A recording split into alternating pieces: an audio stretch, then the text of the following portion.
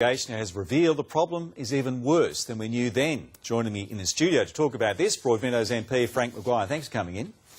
You've been following this quite closely. It turns out Footscray was just the tip of the iceberg about illegal chemical storage in this city.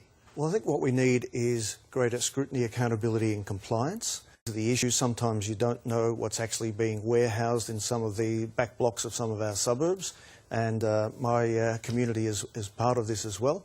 And so what the government's doing is looking at how do we get a better audit of what is there, how do you get better scrutiny, and then how do you make sure that these areas are safe. And one of the issues that I've even been looking at is, can we have drone cameras to actually, see what's going on and what are the chemical signatures in some of these warehouses. And as you're aware, they are predominantly in the back blocks, and it's hard to know precisely what's there.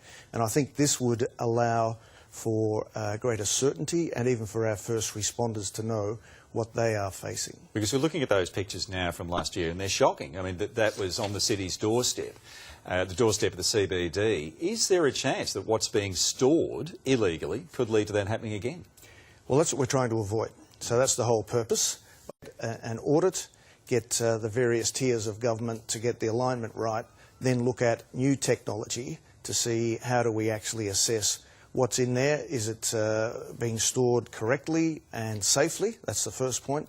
And then if not, what is the scrutiny and accountability, and what are the mechanisms for compliance to make sure that it is safe? And already we're learning in the investigations over the past few months, it could be up to 20 million litres of waste could have to be removed. Who pays for that? Well, I think it should be abuser pays, would be my view, and I think that that would be what the Victorian government would be analysing as well.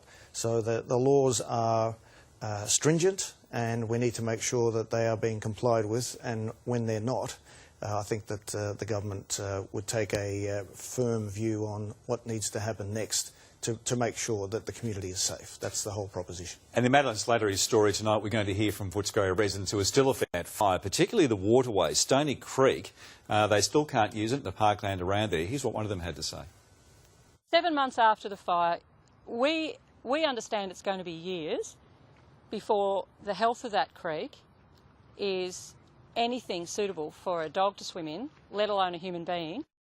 So that goes to show that this is an ongoing effect. It's not just the toxic cloud we saw last year, that there's still big issues in terms of the clean-up. We need the scrutiny, we need the accountability, we need the compliance, and we need remedies if people have acted illegally to clean all this up. And I understand any local resident, any community, I know it's the same in my community of Broadmeadows as well, they want to make sure that they live in a safe environment, and those who have breached the law need to be held to account. And hopefully we see nothing like that ever again. We want to get through this as fast as we can. All right, Frank Maguire, thanks for coming in. Thanks, Brett. We'll see the full story tonight in the news at 6.